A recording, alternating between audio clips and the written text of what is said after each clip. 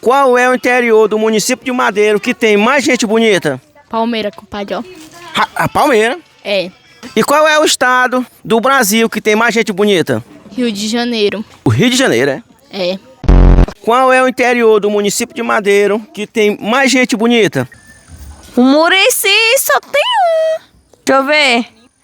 O Madeiro, né? O próprio Madeiro. Não, nós estamos falando de interior de município de Madeiro. Palmeiras.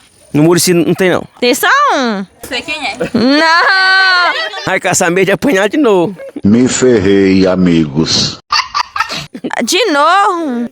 Quem é que você acha bonito? Ninguém. Como foi a história, homem? Não é ninguém, não. O Maurício é da gente feio. E no Murici... O que, rapaz? Não, teu pai aqui. Apanhar de... Olha, falar em gente feia, tu já tá falando de teu pai. Qual é o estado que tem mais gente bonita no Brasil inteiro? O Piauí.